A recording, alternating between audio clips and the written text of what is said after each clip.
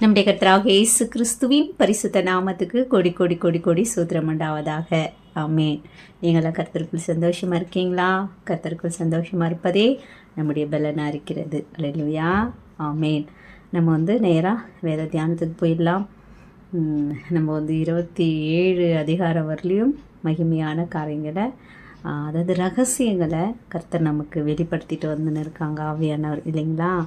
ஆமேன். நம்ம மனிதர்கள் பார்க்குற விதமாக கர்த்தரை பார்க்க மாட்டாங்க, இல்லைங்களா?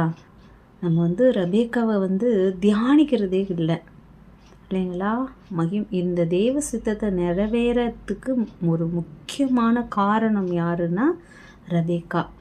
கர்த்தர் கருவில் குழந்தைங்க 2 பேர் இருக்கும்போது ஃப்யூச்சரை பற்றி என்ன சொன்னாரோ அதை அப்படியே நிறைவேற்றுறதுக்கு ரெபேக்கா தேவ ஞானத்தோட தேவ தரிசனத்தோடவே நடந்திருக்காங்க அப்படின்றது நமக்கு தெரியுது. ஆபிரகாமுக்கு அடுத்தது, ஈசாக்கு அடுத்தது யாக்கோபை தான் கர்த்தர் தெரிஞ்சுக்கிட்டாங்கன்ற ஒரு ஃப்யூச்சர் தரிசனத்தை ஈசாக்கு கிட்ட கூட சொல்லாமல் ரெபேக்கா கிட்ட சொல்கிறாங்க. ரெபேக்கா அது அழகாக செய்து முடிக்கிறத நம்ம பார்க்குறோம். அது மாத்திரம் இல்லாமல் யாக்கோபு தன்னுடைய தாய் கர்த்தர் சித்தப்படி செய்கிறாங்க அப்படின்னு தெரிஞ்சு ஒரு யாக்கோபு செஞ்சுருக்கிறாரு அப்படின்றத நம்ம நல்லா தெரிஞ்சுக்கிட்டோம், இல்லைங்களா? கர்த்தர் ஏசாவை தெரிஞ்சுக்கலனா கூட ஈசாக்கு மேலே வச்சிருந்த அன்பு உண்மையானது. அதை நம்ம இல்லைன்னு மறுக்கவே முடியாது, இல்லைங்களா? இங்கே நம்ம பார்க்கும்போது அவனுடைய அன்பு நிஜமாக, அவங்க அப்பா மேலே அவன் வச்சிருந்த அன்பு நிஜமாக இருந்ததுனால தான் எங்கள் அப்பா மறிச்சதுக்கப்புறம் என் தம்பியை நான் கொன்று போடுறேன்னு சொல்கிறான். ஏன்னா ஈசாக்கு ஏசாவை நேசிக்கிற மாதிரி தான் யாக்கோபையும் நேசிச்சிருக்காரு. அவன் மூத்த மகன், சட்டப்படி அவனுக்கு கொடுக்கணும் அந்த வழக்கத்தை தான் அவர் ஈசாக்கு செய்ய பார்க்குறாரு. ஈசாக்கு 2 பேருமே யாக்கோபையும் ஏசாவையுமே நேசிச்சிருக்காரு, இல்லைங்களா? அதே மாதிரி ரெபேக்காவும் ஏசாவையும் யாக்கோபையும் ஒன்றா தான் நேசிச்சிருக்காங்க. எப்படி சொல்கிறேன் அப்படின்னா, அவங்க 2 பேரும் ஒரே தகப்பன் ஒரே தாயோட பிள்ளைகள். தேவ சித்தத்தை தான் நிறைவேற்றணும் அப்படின்னு ரெபேக்கா இஷ்டப்படுறாங்களே தவிர அன்பெல்லாம் இல்லாமல் இல்லை ஏசா மேலே. அதனால தான் சொல்கிறாங்க, என் 2 பிள்ளைகளையும் நான் இழக்கணுமா அப்படின்னு சொல்கிறாங்க. அதனால தான் அண்ணன் கோபம் தண்ணீரவர்களையும், நீ என்ன பண்ணு, எங்கள் அண்ணன் வீட்டுக்கு போயிரு, அவன் கோபம் தணிஞ்சதுக்கு அப்புறம் நான் உன்னை ஆள் அனுப்பி உன்னை இங்கே வர வைக்கிறேன் அப்படின்னு யாக்கோபுக்கிட்ட சொல்கிறாங்க. இங்கே போக பிளான் பண்ணுறது எதுக்காக? ஏசா கோபம் தணியணும். ஏன்னா ஈசாக்கு எப்போ ஒன்றாலும் மறிப்பாங்க, எந்த டைமில் மறிப்பாங்கன்னு தெரியாது. மறிச்சுட்டாக்கா இவன் கொன்னுடுவேன்னு சொல்லிட்டு என்ன பண்ணுறான், எல்லாட்டையும் சொல்லி வைக்கிறான். அவன் இருதயத்துலேயும் நினைக்கிறான், மற்றவங்கக்கிட்டையும் சொல்கிறாங்க, சொல்லி வைக்கிறான். அவங்க ரெபேக்கா கிட்ட சொல்கிறத ரெபேக்கா கேட்டுட்டு தான் என்ன பண்ணுறா, அவன் மகன் என்ன பண்ணுறா, அமுச்சு வைக்கிறான் அண்ணங்கிட்ட. இவங்க அனுப்புகிற நோக்கம் என்னன்னா, ஏசாக்கிட்டேருந்து யாக்கோவை என்ன பண்ணணும், காப்பாற்றணும். ஏன்னா இவனுக்கு ஏன் அவன் அப்பா மேலே அதிகமாக அன்பு இருக்குது அப்படின்னு நான் சொல்கிறேன்னா, அப்பா துக்கத்தோட மறிக்கக்கூடாது, இல்லையா? ஈசாக்கு மேலே வச்சுன்னுக்கிற அன்பு பொய் இல்லைங்க, அது உண்மை. அதை நம்ம ஒத்துக்கணும். தம்பி எதனா செஞ்சிட்டாக்கா அப்பாவுக்கு கஷ்டமாக இருக்கும், அவர் மரணம் துக்கமாகிடக்கூடாது, அப்பாவுக்கு மரணம் துக்கமாகிடக்கூடாது அப்படி சொல்லிட்டு தான் என்ன பண்ணுறான், எங்கள் அப்பா மறிச்சதுக்கப்புறம் அவனை நான் கொல்றேன் அப்படின்னு சொல்லிட்டு தன்னை தேத்திக்கிறதைய மற்றவங்கிட்ட சொல்லிக்கிறதையும் நம்ம பார்க்குறோம், இல்லைங்களா? ஆமீன். அதையும் நம்ம ஒத்துக்கிட்டு தான் வேணும் வேதத்தின்படி. அப்போது அவங்க அனுப்புகிற நோக்கம் என்ன, ரெபேக்கா அனுப்புகிற நோக்கம் என்ன, ஏசாவோட கோபம் தணிஞ்சதுக்கு அப்புறம் ஆள் அனுப்பி நான் உன்னை இங்கே வர வைக்கிறேன் அப்படின்றது, இல்லைங்களா? இதை ஈசாக்கு கிட்ட சொன்னால் ரெபேக்காவும் ஈசாக்குக்கு இந்த உண்மையை சொல்லலை. இதை சொன்னால் ஈசாக்குக்கு மனசு கஷ்டமாகும். அதனால் ரெபேக்கா கூட ஈசாக்கா அவ்வளோ நேசிச்சாங்கன்னு நம்ம பார்க்குறோம் இல்லைங்களா. தன் தாய் துக்கத்தை மறந்து ஆறுதலாக இருந்தான். யாரால? ரெபேக்கால. அதை கடைசி வரலையும் என்ன பண்ணுறாங்க, ரெபேக்கா மெயின்டைன் பண்ணுறாங்க. இந்த உண்மையை போயிட்டு பாருங்கள், நீங்கள் இறந்துட்டாக்கா அவன் அவனை மாதிரி ஆசீர்வாதம் வாங்கினதுனால அவன் கொன்னுடுவேன்னு சொல்கிறான் எல்லாருக்கிட்டையும் அப்படின்றத ஈசாக்கு கிட்ட ரெபேக்கா சொல்லலை. ஏன்னா நம்ம புருஷன் துக்கப்படுவார், ஐயோ நம்ம மறிச்சிட்டாக்கா இது மாதிரி செஞ்சிருவானா புள்ளைய அப்படின்னு கஷ்டப்படுவார் அப்படின்றதுனால ரெபேக்கா சொல்லலை. பாருங்க, ரெபேக்கால தியானிக்கணும்னா வியக்கத்தக்கதாக இருக்குதுங்க. என்ன அழகா ஞானத்தோட ரெபேக்கா நடந்திருக்கிறாங்க அப்படின்றது ஆச்சரியமாக இருக்குதுங்க. ரெபேக்கால் நம்ம தனியாகவே தியானிக்க வேண்டியிருக்கு. அதை கணவனுக்கிட்ட சொல்லாமல், ஈசாக்கு கிட்ட சொல்லாமல் அனுப்புறதுக்காக என்ன சொல்கிறாங்க அப்படின்னா, இந்த ஏசா கல்யாணம் பண்ணுற பொண்ணுங்க இருக்கிறாளுங்களே, அவளுங்களால் எனக்கு வேதனை தாங்க முடியல, அவங்க கொடுமை என்னால் சகிக்க முடியல. இந்த பையனும் இங்கே ஏதாவது பொண்ணை கட்டிக்கினா நான் உயிரோடு இருக்க மாட்டேன், நான் செத்து போயிடுவேன் அப்படின்னு போய் யார்கிட்ட சொல்கிறாங்க?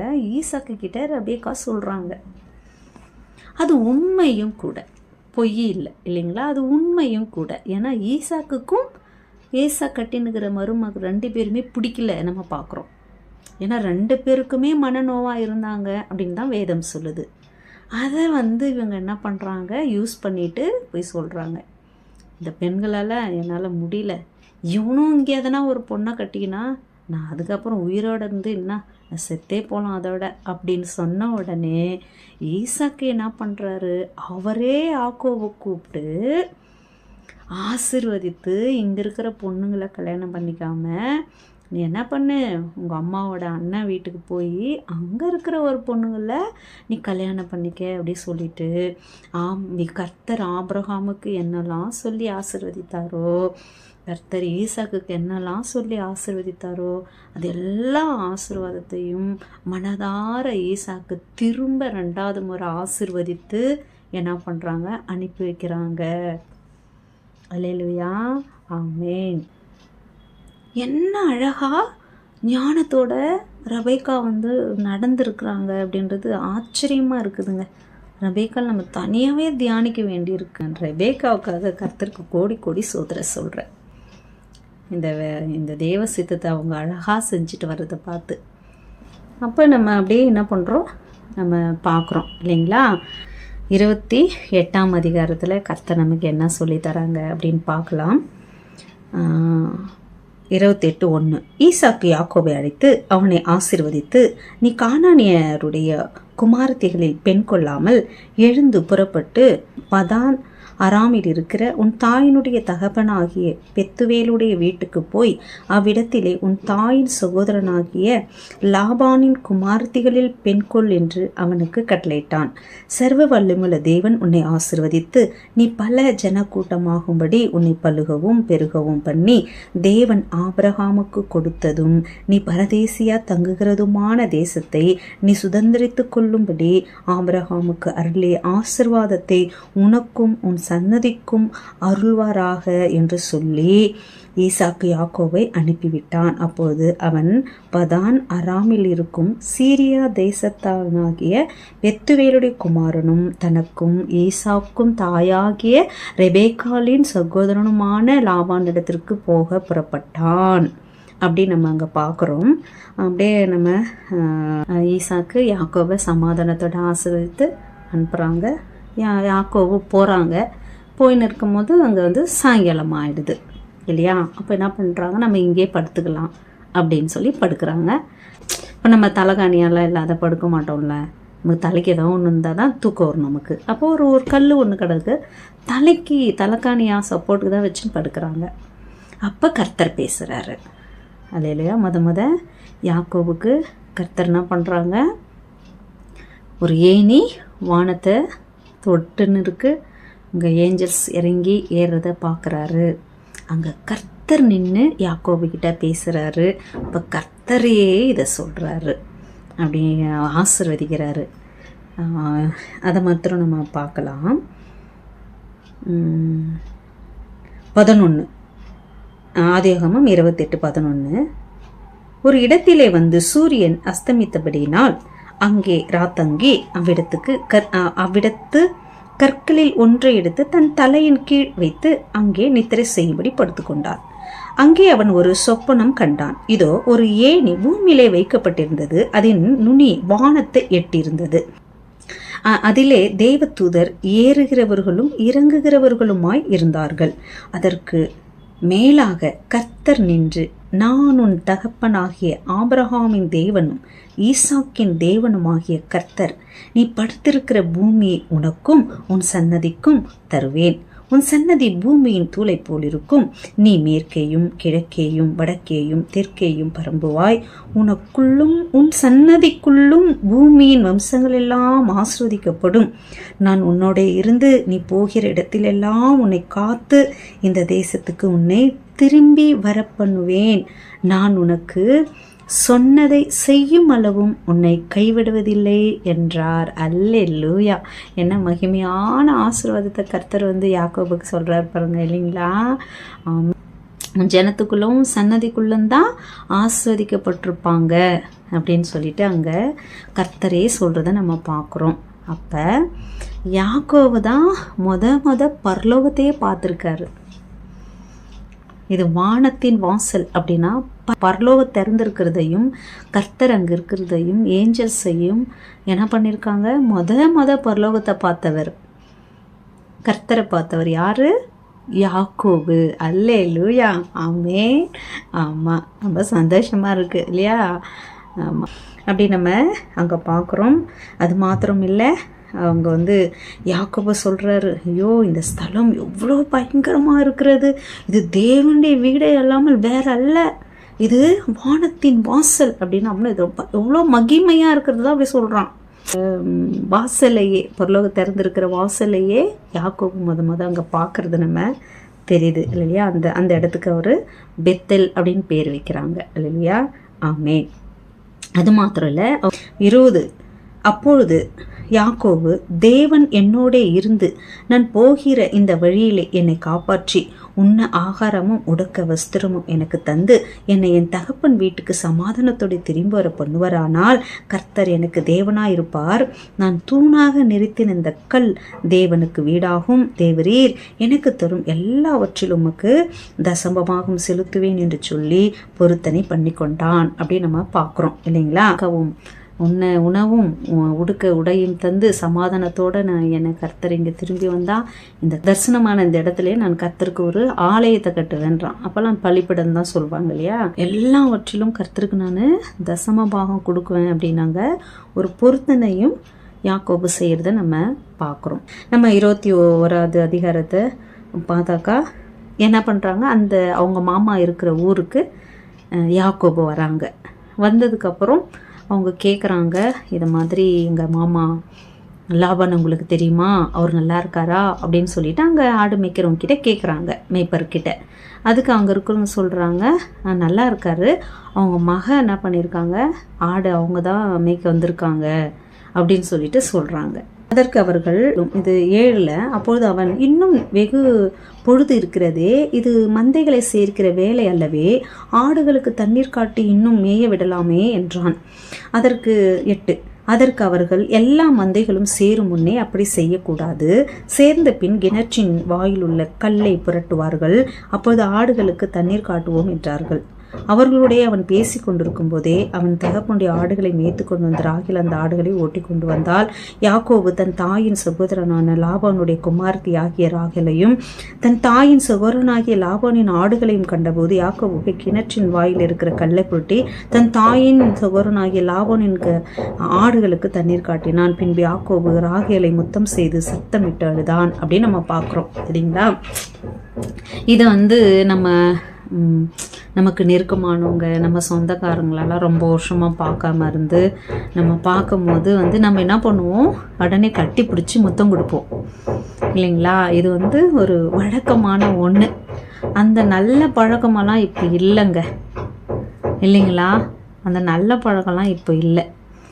எவ்வளோ நாள் எத்தனை வருஷம் இருந்து பார்த்தாலும் இப்போ எல்லாம் நான் ஹாய் அப்படின்றோம், போகும்போது பாய் அப்படின்றோம் இல்லைங்களா? அவ்வளோதான். ஒரு நல்ல பழக்கம் அது. தன்னையே அறியாமல் என்ன பண்ணுவாங்க, அதே பார்த்த உடனே என்ன பண்ணுவோம், கட்டி பிடிச்சிப்பாங்க, அழுவாங்க, முத்தம் செய்வாங்க. அதெல்லாம் இப்போ மறைஞ்சே போயிடுச்சு அந்த பழக்கமெல்லாம். நான் செஞ்சுருக்கேன் அது மாதிரி அடிக்கடி இது எனக்கு நடக்கும். ஏன்னா நான் வந்து பாட்டியோட அப்பா அம்மா விட்டுட்டு பாட்டியோட வளர்ந்ததுனால எப்பயாவது ஒரு டைம் எங்கள் அப்பா எங்கள் அம்மா என்னை பார்க்க வருவாங்க. அப்போ அவங்க வர்றது தெரிஞ்சோடனே என்ன பண்ணுவேன், ஓடி போய் அது கட்டி பிடிச்சிட்டு அழுவேன், முத்தம் கொடுப்போம். அது மாதிரி எனக்கு பழக்கம் உண்டு. எங்கள் பாட்டி நிறைய வாட்டி அப்படியே செஞ்சுருக்கேன் நான்.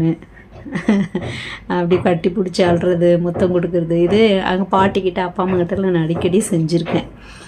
அது அது வந்து ஒரு நமக்கு அந்த பழக்கம்லாம் இப்போ இல்லை அப்படின்னு நம்ம பார்க்குறோம். அதே மாதிரி தான் யாக்கோபு ராகேலுக்கு செய்கிறாங்க. ராகேல் போயிட்டு அவங்க அப்பா கிட்ட சொல்கிறாங்க. சொன்ன உடனே அதே தான் என்ன பண்ணுறாரு, லாபான் என்ன பண்ணுறாரு, ஓடி வந்து கட்டி பிடிச்சி முத்தம் கொடுக்குறத நம்ம பார்க்குறோம் இல்லைங்களா? அந்த பழக்கம், நல்ல பழக்கம்லாம் இப்போ இல்லை. அது ஒரு வருத்தத்துக்குரியது தான். இப்போ யாரை பார்த்தாலும் ஹாய் பாய். லாபானுக்கு வந்து 2 பெண்கள் இருக்காங்க, லேயாள், ராகேல். அதில் வந்து ராகேலை வந்து பர்சனலாக லவ் பண்ண ஆரம்பிச்சிட்டாரு யாக்கோபு இல்லைங்களா? என்ன பண்ண ராகேல் கூட டெய்லி ஆடு மேய்க்க போயிடுறாரு. கூடார வாசியாக இருந்த யாக்கோபு இப்போ என்ன பண்ணுறாரு, ராகேல் கூட ஆடு மேய்க்க போகிறாரு. 1 மாதமாக ஒன்றுமே தெரில. டைமுக்கு சாப்பாடு, தூங்க இடம், மற்ற நேரம்லாம் என்ன பண்ணுறாரு, ராகேல் கூடவே இருக்கிறத நம்ம பார்க்குறோம். நம்ம அவ்வளோ அழகாக என்ன பண்ணுறாரு, உண்மையாகவே லவ் பண்ணுறது நமக்கு தெரியுது அங்கே 2 பேருமே. அப்போது வந்து இவர் சொல்கிறாரு, எனக்கு ராகேலை கல்யாணம் பண்ணி கொடுங்க அப்படின்னு சொல்லி கேட்குறாரு. அப்போ அவங்க மாமா சந்தோஷப்படுறாங்க. உனக்கு இல்லாத உரிமை என்னப்பா, நீ கல்யாணம் பண்ணிக்கோ, ஆனால் அதுக்கு நீ 7 வருஷம் எனக்கு வந்து நீ வேலை செஞ்சு கொடு அப்படி சொல்கிறாரு. இப்போல்லாம் பெண்கள் தான் வரதட்சணை கொடுக்குறாங்க. அப்போல்லாம் ஆண்கள் வரதட்சணை கொடுத்து தான் பெண்களை கட்டியிருந்துருக்குறாங்க இல்லையா? அப்போது 7 வருஷம் ராகேலுக்காக வேலை செய்கிறாரு. இங்கே பார்த்தா தெரியும், இங்கே ஒரு வசனம் அழகாக இருக்கும் பாருங்கள். 29:20 அந்தபடி யாக்கோபு ராகேலுக்காக 7 வருஷம் வேலை செய்தான். அவள் மேல் இருந்த பிரியத்தினாலே அந்த வருஷங்கள் அவனுக்கு கொஞ்ச நாளாய் தோன்றினது. இது 7 வருஷம் கொஞ்ச நாளாக இருந்துதான் பாருங்க. 7 வருஷம் 7 நாள் மாதிரி இருந்துக்குது பாருங்க அவனுக்கு. அந்த அளவுக்கு அவளை வந்து அவன் நேசிச்சிருக்கான். நம்ம வந்து தாவீது சொல்வார்ல, வேறிடத்தில் 1000 நாள் வாழ்வதை விட உம்மிடத்தில் 1 நாள் மேலானது அப்படின்னு. எனக்கு அந்த அனுபவம் உண்டு. நான் சொன்னால் எப்படி சொல்வேன் தெரியுமா, வேறிடத்தில் 1000 நாள் வாழ்வதை விட உம்மிடத்தில் 1 நிமிடம் மேலானது அப்படின்னு. தாவீதுக்கு 1 நாள்னா எனக்கு 1 நிமிடம் அவர் பிரசன்னத்தில், அவருடைய சமூகத்தில் எனக்கு கிடைக்குது. அப்போ அந்த நேசத்தை நான் அவர் பிரசன்னத்தில், அவருடைய சமூகத்தில் எனக்கு கிடைக்குது. நான் தனியாக இருக்கிறது எனக்கு ரொம்ப பிடிக்கும். அது தனியாக எல்லாரோட இருக்கிறத விட தனியாக இருக்கிறது ரொம்ப பிடிக்கும். ஏன்னா அப்போ தான் வந்து என்ன பண்ண முடியும், கர்த்தரோட நான் இருக்க அது எனக்கு ரொம்ப வசதியாக இருக்கும். பாடி ஜெபிச்சு வேதம் வாசித்து அவர் என்னோட பேச, நான் அவரோட பேச மணிக்கணக்காக தண்ணி கூட குடிக்காமல் அப்படியே மனசே வராது. என்னதான் பண்ணுவா தெரியலையே அப்படின்னு. அந்த மாதிரி ஒரு நேசம் யாக்கோபு ராகேல் கிட்ட பார்த்துருக்குறாரு. தாவீது கர்த்தர்கிட்ட பார்த்துருக்குறாரு. நான் நம்முடைய ஏசப்பா கிட்ட பார்த்துட்டு இருக்கேன். அல்லேலூயா. ஆமே. அதுவும் மட்டும் இல்லாமல் ஒரு காதல் கடலில் மூழ்கணும். நான் சொல்வேன், காதல் கடலில் நான் மூழ்கணும்ப்பா, நேசம் எனக்கு இன்னும் வேணும் அப்படி சொல்லுவேன் நான் கர்த்தர்கிட்ட. அவ்வளோ கர்த்தரை நம்ம தெரிஞ்சுக்கிறது தான் அது. அப்படின்னா என்னன்னா, ஒரு காதலில் மூழ்கிறது, அவர் நேசத்தில் மூழ்கி நீந்தணும் அப்படின்னாக்கா அவரை தெரிஞ்சுக்கிறது தான் அவர் நம்ம லவ் பண்ணுறதுக்கு அர்த்தம். அவர் யாரை நம்ம தெரிஞ்சுக்கிறோம் இல்லையா, அதுதான் நம்ம அவர் மேலே வச்சுன்னுக்கிற காதல். அவர் காதலை நம்ம தெரிஞ்சுக்கிறோம்ல, அதுதான் நம்மளுடைய இன்பம். அதை தாவீது கர்த்தர்கிட்ட பார்த்தாரு. நான் ஏசப்பா கிட்ட பார்த்துன்னுக்கிறேன். தனியாகவும் கர்த்தரை ருசிக்கணும், சபையாய் ஒன்று சேர்ந்து தேவனை ஆராதித்து மகிமைப்படுத்தி நம்ம கர்த்தரோட சமூகத்தில் இருக்கிறோம்ல, அதுவும் மகிமையானது. அவருடைய சமூகத்தையும் அவர் பிரசன்னத்தையும் நம்ம என்ன பண்ணணும், அனுபவிக்கணும். அல்லேலூயா, இல்லையா? அப்போது 7 வருஷம் ராகேலுக்காக வேலை செய்கிறார். அந்த 7 வருஷம் முடிஞ்சு போய் கேட்குறாரு, எனக்கு கல்யாணம் பண்ணி வைங்க, 7 வருஷம் முடிஞ்சிடுச்சு அப்படின்னு. என்ன பண்ணுறாங்க, லேயால நைட்டு யாக்கோபு கிட்ட அனுப்புகிறாங்க. எனக்கு இது எப்படி இது ராகேலுன்னு தெரியாமல், நைட்டெல்லாம் ராகேலுன்னு தெரியாமல் காலையில் தான் தெரியுது இல்லையா? இது எப்படி இருந்திருக்கும்? பேசாமல் இருந்திருப்பாங்களா? சரி, பார்க்க முடியாது, ஏன்னா லைட் இல்லை, அப்போல்லாம் விளக்கு தானே, அப்படியே பார்க்க முடியலனா கூட குரல் பேசாமல் இருந்திருப்பாங்களா? ராகேல்னு தெரிஞ்சிருக்காதான், ஏன் இவனுக்கு காலையில் தான் தெரியுது அப்படின்னு நான் யோசிச்சாக்கா ஒன்று ஞாபகம் வந்தது எனக்கு. அந்த நோவா அந்த திராட்சை ரசத்தை விரித்து குடிச்சு இருந்தான். அந்த இவன் காம் தனக்கு செய்ததை அறியாமல் இருந்தான் அப்படின்னு சொல்லிட்டு அங்கே வேதம் இருக்கு இல்லையா? அதை மாதிரி அவங்க அப்பா செஞ்சிருப்பாரு நான் நினைக்கிறேன். லேயாளுன்னு தெரியக்கூடாது அப்படின்ட்டு அதிகமாக திராட்சை ரச போதையாக கொடுத்துருப்பாங்க அப்படின்னு நினைக்கிறேன் நான், இல்லைங்களா? இல்லைன்னா அது வாய்ப்பே இல்லைல்ல. காலையில் வரல லேயாளுன்ட்டே தெரியல யாக்கோவுக்கு. அப்போ அப்படி தான் அவங்க மாமா செஞ்சுருப்பாங்க இல்லைங்களா? அப்போ காலையில் தெரிஞ்சு போயிட்டு கோவம் என்ன பண்ணுறாரு, ஏன் இப்படி செஞ்சீங்க, நான் ராகேல தானே கேட்டேன், நீங்கள் ஏன் லேயால கொடுத்தீங்க அப்படின்னு சொல்லும் போது உண்மையாகவே லேயால் ரொம்ப வேதனைப்பட்டிருப்பாங்க. உங்களுக்கு எல்லாமே தெரியும், அதனால தான் நான் படிக்காமல் சொல்லிகிட்டு இருக்கேன். அப்படி சொல்லும் போது எவ்வளோ வேதனைப்பட்டிருப்பாங்களோ லேயால், அதை வார்த்தையில் விவரித்து சொல்ல முடியல, அவ்வளோ வேதனைப்பட்டிருக்காங்க இல்லையா? அப்புறம் சரி, இன்னும் 7 நாள் இதை இருந்துருங்க, ஏன்னா பொறுப்பாக இருக்கிறார் யாக்கோபு. அவர் ரொம்ப குணசாலி. யாக்கோபு குணசாலி, அதனால தான் வெளியே 2 பொண்ணுகளையும் கொடுக்குறாரு. லாபான் பொறுப்பாக நடந்துக்கிறாரு. அவர் குழந்தைலேருந்து அவர் குணாதிசயம் அதுதானே. குணசாலியும் கூடாரவாசியும் வீட்டு பொறுப்பு எல்லாமே அவர் தானே எடுத்துன்னு செஞ்சுன்னுக்கிறாரு யாக்கோபு. அதனால் என்ன பண்ணுறாரு, லாபானுக்கு 2 பெண்ணுமே இவனுக்கே கொடுத்துடலாம், பொறுப்பாக இருக்கிறான் குடும்பத்தில்ன்ட்டு லாபானுக்கு இஷ்டம். அதை என்ன பண்ணுறான், திரும்ப என்ன பண்ணுறாரு, 7 வருஷம் திரும்ப இருக்கிறாரு. ஆனால் உண்மையாக பார்த்தாக்கா 14 வருஷமும் ராகேலுக்காகவே தான் இருக்கார். அவர் நேசம் மொத்தமும் யார் மேலே இருக்குன்னா, மொத்தமாக யாரை லவ் பண்ணுறாரு அப்படின்னா ராகேலை தான் லவ் பண்ணுறாரு. இந்த 7 நாளும் இந்த நைட்டில் மட்டும்தான் என்ன பண்ணியிருக்கிறாரு, இந்த சட்டப்படி இருக்கணுமேன்றதுனால லேயாள்கிட்ட அவர் வாழ்ந்திருக்காரு. மற்றபடி எல்லாமே என்ன பண்ணியிருக்காரு, ஏன்னா லேயாளுக்குமே மாமா ராகேலை தான் லவ் பண்ணுறாருன்னு லேயாளுக்கும் தெரியுது இல்லையா? அதனால் அவள் தங்கச்சி இல்லையா, அதனால் என்ன பண்ணியிருக்காங்க, அவங்களும் அப்படியே விட்டுருக்காங்க. அதுவும் இல்லாமல் இவளும் இஷ்டப்படுறா, லேயாலும் யாக்கோபும் ரொம்ப லவ் பண்ணுறா.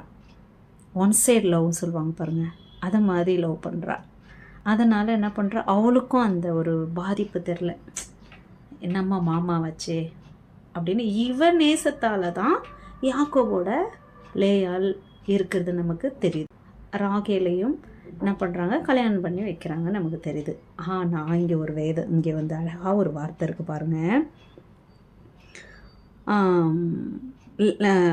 31 29:31 லேயாள் அற்பமாய் எண்ணப்பட்டாள் என்று கர்த்தர் கண்டு அவள் கற்பந்தரிக்கும்படி செய்தார், ராகேலோ மலடியாயிருந்தாள் அப்படின்னு நம்ம பார்க்குறோம். அல்லேலூயா. இங்கே இல்லையா அற்பமாக நினைக்கப்படுறா அப்படின்னு கர்த்தரே பார்க்குறாரு. இவ ஒரு மனைவியாகவே இல்லை. அதனால் என்ன பண்ணுறாரு கர்த்தர் மொத யாரை கர்ப்பம் தரிக்க பண்ணுறாரு? லேயால் கர்ப்பம் தரிக்க பண்ணுறாரு. அவன் லேயால் கர்ப்பம் தரிக்கப்பட்டாலும் யாரை லவ் பண்ணுறான்? ராகேலை தான் லவ் பண்ணுறான். அப்போ என்ன பண்ணுறா? குழந்தை பிறக்குது. நம்மளுக்கு எல்லாருக்கும் அது தெரியுமாங்க. லேயாள் கர்ப்பவதியாக ஒரு குமாரனை பெற்று கர்த்தர் என் சிறுமியை பார்த்தள்ளினார், இப்போது என் புருஷனை நேசிப்பார் என்று சொல்லி அவனுக்கு ரூபன் என்று பெயரிட்டாள். மறுபடியும் அவள் கர்ப்பவதியாகி ஒரு குமாரனை பெற்று நான் அற்பமாய் எண்ணப்பட்டதை கர்த்தர் கேட்டருளி இவனையும் எனக்கு தந்தார் என்று சொல்லி அவனுக்கு சிமியோன் என்று பெயரிட்டாள். பின்னும் அவள் கர்ப்பவதியாகி ஒரு குமாரனை பெற்று என் புருஷனுக்கு 3 குமாரரை பெற்றபடியால் அவர் இப்போது என்னோட சேர்ந்திருப்பார் என்று சொல்லி அவனுக்கு லேவி என்று பெயரிட்டாள். மறுபடியும் அவள் கர்ப்பவதியாகி ஒரு குமாரனை பெற்று இப்பொழுது கர்த்தரை துதிப்பேன் என்று சொல்லி அவனுக்கு யூதா என்று பெயரிட்டால். பிற்பாடு அவளுக்கு பிள்ளை பேரு நின்று போயிடுச்சு அப்படின்னு நம்ம பார்க்குறோம். அல்லேலூயா, ஆமேன். இங்கே பார்த்தாக்கா குழந்தை மாத்திரம் பிறக்குது. ஆனால் யாக்கோபு அன்பு அவளுக்கு கிடைக்கல. அப்போது குழந்தை பெற்றுக்கிறதுக்கும் அன்புக்கும் சம்மதமே இல்லைன்றது நமக்கு தெரியுதுங்க, இல்லைங்களா? ஆமாம். இந்த மனதார நேசத்தை விட, மனசுக்குள்ளே நேசிக்கிற நேசத்தை விட குழந்தை பெற்றுக்கிறதெல்லாம் அன்பே இல்லை அப்படின்னுங்க நல்லா தெரியுது. அப்போ 1 குழந்தை 2 குழந்தை 3 குழந்தை வரலையும் என் புருஷனை நேசிப்பார், என் புருஷன் என்ன அன்பு செய்வார், என் புருஷன் என் கூட இருப்பார் அப்படின்னா இவன் கூடவே இருக்க மாட்டான் போல. இவன் எங்கே தான் இருக்கான்?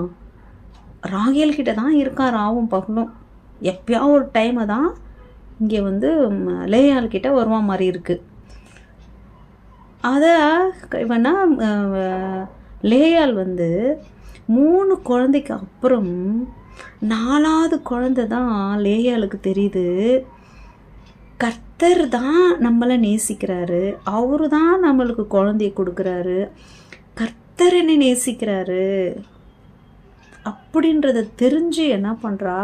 எனக்கு புருஷன் அன்பு வேண்டாம், என்னுடைய கணவனுடைய அன்பு எனக்கு வேண்டாம், என் கர்த்தரையே என்னை நேசிக்கிறாரு அப்படின்னு சொல்லி என்ன பண்ணுறா? யூதான்னு நான் கர்த்தரை துதிப்ப, இனிமேல் என்னுடைய நேசம் புருஷனை சார்ந்தது கிடையாது, இனி என் நேசம் முழுவதும் யாருக்கு? கர்த்தருக்கு தான் என் நேசம். என்னை யார் நேசித்தாலும் நேசிக்கலாலும் கர்த்தர் என்னை நேசிக்கிறாரு அப்படின்னும் தெரிஞ்சுக்கிறா. இனிமேல் என் நேசம் மனுஷங்களுடைய ஏக்கத்துக்காக இல்லை. அம்மா நேசிக்கலை, அப்பா நேசிக்கலை, புருஷன் நேசிக்கலை, பிள்ளைங்க நேசிக்கலை, ஃப்ரெண்டு நேசிக்கலை, இல்லையா? மற்றவங்க அன்பை தேடாமல் அவள் என்ன பண்ணுறா? எங்கள் ஏசப்பா, அது என் கர்த்தர் என்னை நேசிக்கிறாரு, ஏன் நேசம் முழுதும் கர்த்தருக்கு தான் அப்படின்றத அழகாக லேயாள் தெரிஞ்சுக்கிறாங்க. இந்த இடத்துல நம்ம பார்த்தா யாக்கோபு மாம்சிகமாக தான் ராகேலை லவ் பண்ணுறான். ஆனால் கர்த்தர் யாரை தெரிஞ்சு எடுத்துக்கிறாரு? லேயாளை தெரிஞ்சு எடுத்துக்கிறாரு. நம்ம எல்லாருக்கிட்டையும் அப்படி தான் பார்க்குறோம். இவங்க மாம்சிகமாக ஒன்று நேசிக்கிறாங்க, கர்த்தர் நேசிக்கிறது வேற யாருக்கு? நம்ம அங்கே இதில் பார்த்துட்டே வந்தாக்கா, இல்லையா? ஆபிரகாம்லேருந்து பார்த்துட்டு வந்தா அப்படி தான் நமக்கு தெரியுது. அல்லேலூயா, ஆமென். அப்போ தான் அவளுக்கு யூதா இப்போ நம்ம பார்க்குறது, இப்போ வரலையும் நம்ம கண் பார்க்குறது யாரை? யூதர்களை தான் இஸ்ரவேலில் பார்க்குறோம். யாக்கோபோட பேர் இஸ்ரவேல், அது நாடாக பார்க்குறோம், தேசமாக பார்க்குறோம். ஆனால் இந்த அத்தினி 12 கோத்திரத்துலேயும் நம்ம கண் பார்க்குறது எந்த கோத்திரம்? யூதா கோத்திரம். அல்லேலூயா. அதிலிருந்து வந்தவர் தான் யூத ராஜ சிங்கமான நம்முடைய கர்த்தராகிய இயேசு கிறிஸ்து. அவர் தான் என்ன பண்ண போகிறாங்க? ராஜாதி ராஜாவாய், தேவாதி தேவனாய், கர்த்தாதி கர்த்தாவாய் இங்கே 1000 வருஷம் ஆளுகை செய்ய போகிறாங்க.